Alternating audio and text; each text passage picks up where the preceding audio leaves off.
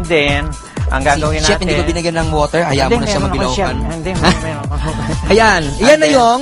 I-chop natin ito. Yung parsley ba yan? Parsley. Parsley. Parsley. I-chop natin. Okay. Huwag mo natin i-chop yung ano na yun. Okay. Yung usually dahon lang. Dahon lang. Okay. Hindi na yung pinaka-trunks niya o Pinaka-trunks niya. Okay. Yan. Dahil kasi, ito ho, is, ano yan yung gagamitin natin sa aioli. Ayan, Yan, okay. sinasabi natin Siguro pag na-chop na yung parsley, siguro mga isa't kala o 2 kutsara, ayan ano? Oo, mga isang kutsara. Isang siguro. kutsara, ayan. Tapos ihahalo natin sa ano. Ayan, kailangan chop na mabuti. Okay. Chef Steve, okay ka na ba dyan sa mga inihiwa-hiwa mo na yan? Okay ka na sa mga hiwa mo dyan? Ay, okay na siya sa mga hiwa. Ayan. Ngayon, wala kang lalagyan ngayon. Pumunta-punta ka dito. Ayan, okay. Ayan, okay. So mga kaibigan, habang ayan ay kailangan talaga na i-chop na mabuti hanggang sa maliliit na pieces. Ito po namang parsley. Okay, para mas masarap. Ayan, nako. At saka natin siya ihalo sa mayonnaise, sa aioli. Ayan. Bakit aioli? Aioli ba ang tawag sa mayonnaise? Aioli. Kaya tinawag na aioli dahil kasi dun sa garlic. Sa garlic. Pero kapag wala pang garlic, it's an ordinary mayonnaise. Pag nilagyan ng garlic, it's aioli. Ang taray. Okay, ayan na. Nilagyan ng parsley. Okay. Okay, mga isang kutsarang parsley. Ito naman, yan na. i-garnish natin ito. Okay. Mag-garnish din tayo para ilagay sa ibabaw. Okay. Alright. So, yan. Alright. So, itabi muna yan. And then, susunod natin gagawin, Chef, ay ang sibuyas. Sibuyas! Mag-iiwan tayo ng sibuyas. Naku, alam ba dyan sa sibuyas na yan, walang matapang dyan, lahat umiiyak. Ito ang kagandahan ng sibuyas na to, no? Bakit? Kasi hindi ka paiyakin. Ay, bakit hindi ka paiyakin ng sibuyas na ganyan? Marami. Alam mo yung puting yellow onion na tinatawag nila ay nagpapaiyak yun. Ay, talaga? Yes, nagpapaiyak. Yan pala hindi masyado. Hindi masyado. Okay. So, mabait pala yan. Tapos tanggalin ho natin na ito. Ayan. Tanggalin syempre. Dried leaves. Hindi natin pwedeng kainin yan. So, madali. Tanggalin natin. And then, okay. At pag nahiwa na lahat yan, Chef, ano susunod natin? Ang susunod natin gagawin is paghahaluin na natin. Paghaluin na natin? Yes. Ang gagawin natin una, lalagyan natin ng olive oil at saka balsamic vinaigrette na naman. Okay.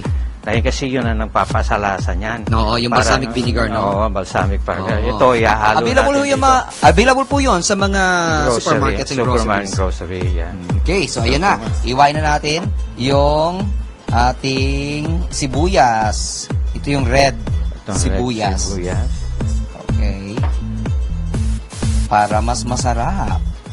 At pagkatapos iwain, yan ay kailangan ba set aside natin muna. Okay, set aside na naman. Set aside na muna. And then right after set aside ay and then gagawin na natin haluin na natin. Okay. Yes na. Haluin na natin. Okay. Ayan.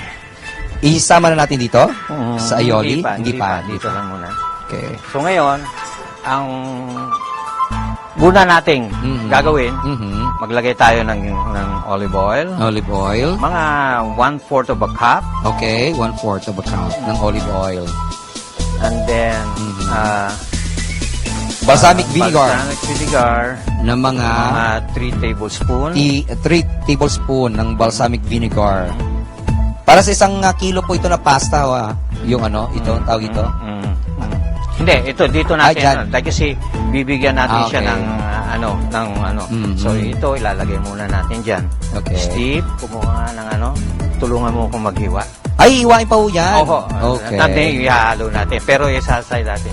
Okay. So, nahiwa na. Ayan, nahiwa na. Maghihiwa na. Okay. So ngayon, ang gagawin natin hihiwain natin ito para maging ring siya. Okay. Ano lang. Alright. So, yan ang gagawin natin. Okay. So, okay, and then sasama ko kay Steve. Okay. And then Ayan. hihiwain ni Steve. Lahat hiwain. At pag Hiwain. nahiwa na lahat, Pag nahiwa ng lahat, ngayon, ang gagawin ko ho, ay, ay okay, itong aioli. aioli. So, ngayon, hindi na natin kailangan ito. So, itabi muna natin. Tabi? Doon. Itabi.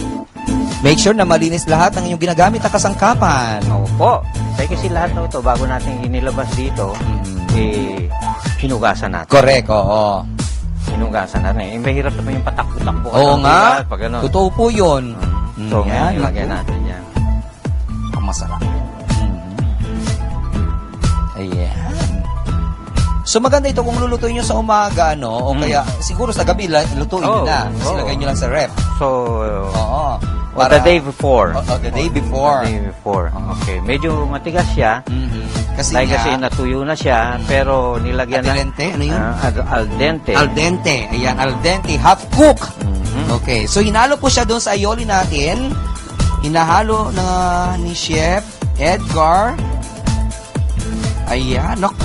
Ngayon, ngayon titignan ho ninyo kung kulang o sobra. Okay. Kasi ang recipe ho ay guide lang.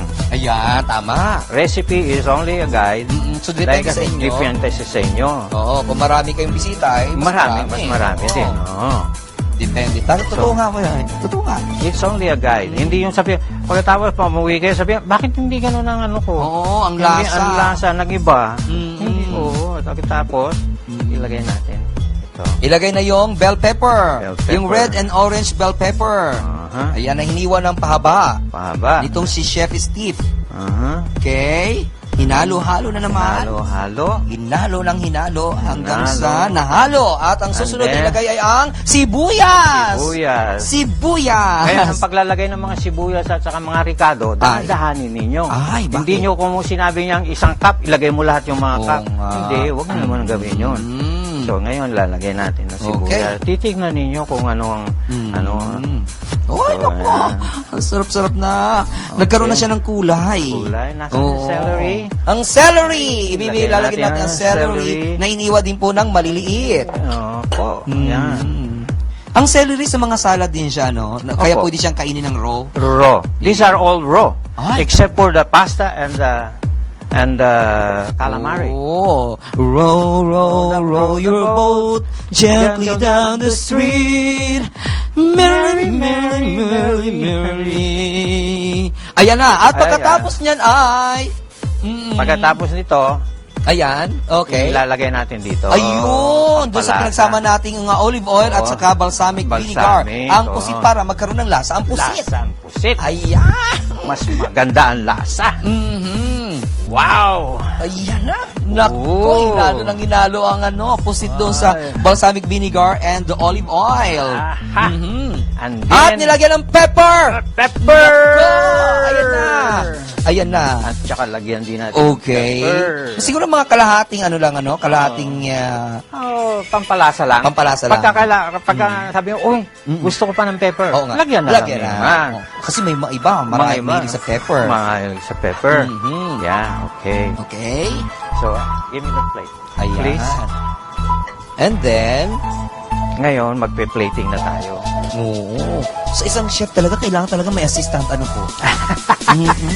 Kasi ang daming So, yan. chichiburechi. Ngayon, Ayan. tandaan nyo, hindi ko pa nilalagyan ng asin to. Ay, hindi pa, oo nga. Hindi natin lalagyan ng asin. Ay, hindi na. Bakit hindi na? Dahil kasi, ang asin natin is finishing salt. Okay.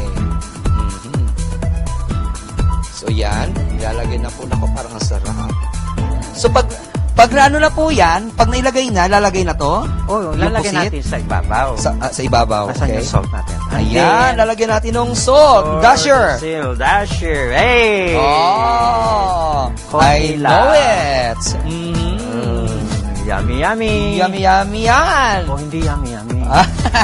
Okay. Okay. And after that, And under that, ilagay na natin ang pusit. Puset! Yes! Alright! Okay, Yan. ayan. At habang nilalagay, mga kaibigan, ni Chef Edgar ang pusit, nako! Mamaya tikiman na kaganito, kaya't magbabalik pa rin po ang ating cooking show ng bayan. Kanina, masa, ngayon bayan. Hindi Bayan natin na naman. Basta ang cooking show na lamang po. Dito po naman sa RNCV ang Show Right!